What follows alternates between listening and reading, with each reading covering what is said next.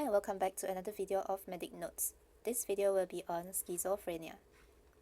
Schizophrenia is a type of mental illness which affects the cognition, emotion, and perception of an individual, and it is characterized by positive symptoms, negative symptoms, cognitive symptoms, and also disorganized symptoms. So the positive symptoms will include delusion and hallucination. It can be visual or auditory hallucination. Negative symptoms include affective flattening, alogia, which is poverty of speech, avolition, where there are lacking of motivation to get anything done, anhedonia, where there is lack of pleasure, and asociality, which is the lack of motivation to engage in social interaction.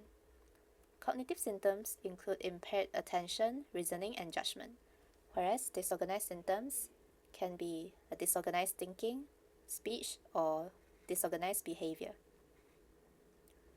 So these are the clinical features of schizophrenia.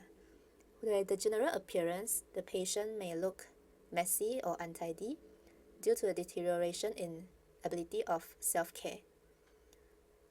There might be weird thoughts such as thought insertion, withdrawal, or broadcasting, where they feel like people are putting thoughts into their head or taking out thoughts from their head, or they feel like their thoughts are being broadcasted to everyone in the surrounding.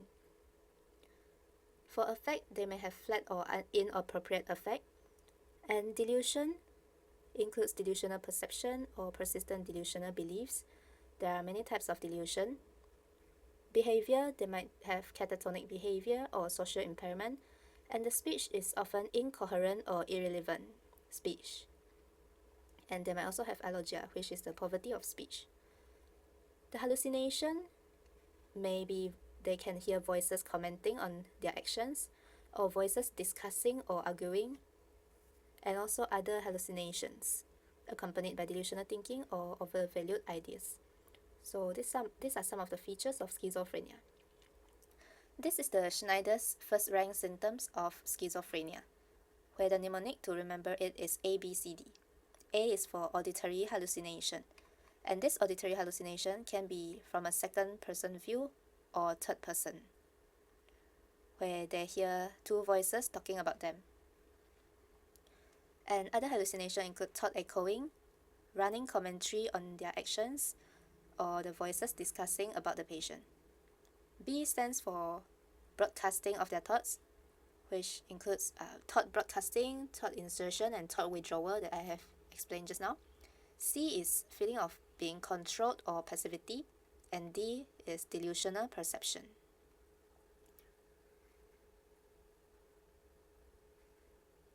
So to diagnose someone as having schizophrenia, we will need to refer to the DSM-5 diagnostic criteria, where 2 or more of the following symptoms are needed. There are 5 symptoms over here, so at least 2 is needed to diagnose. And at least one of the 2 must be this 1, 2, or 3 criteria. So 1 is delusion, 2 is hallucination, 3 is disorganized speech, 4 is disorganized or catatonic behavior, and 5 is negative symptoms, such as those I've mentioned, which are avolition, anhedonia, alogia, and others. So there are 5 symptoms over here. We need at least 2 of the symptoms, and at least one of the symptoms must be delusion or hallucination or disorganized speech. And the symptoms must have had persisted for at least 6 months of duration to diagnose as schizophrenia. If shorter than 6 months, there are other subtypes of schizophrenia where I will explain later on. And there is impaired function of their daily life, and the symptoms have been proven to not be related to substance abuse or any medical condition. So these are the subtypes of schizophrenia, which differs according to the duration of the symptoms.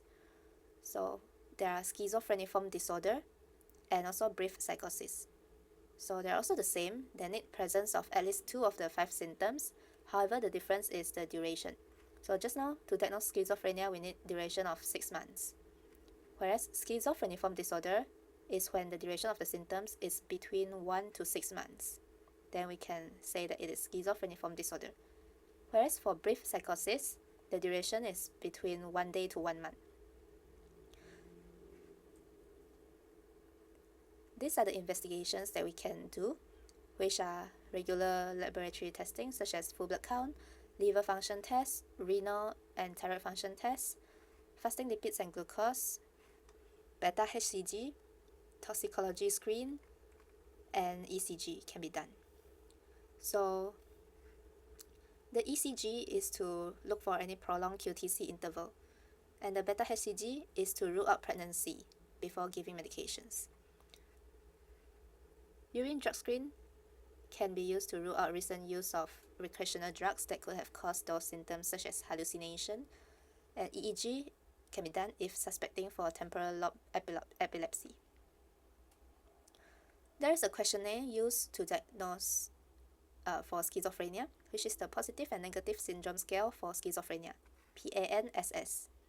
So it is a 30-item semi-structured interview to assess the positive symptoms, which consists of 7 items, and also to assess the negative symptoms, also consists of 7 items, and for global psychology, which consists of 16 items.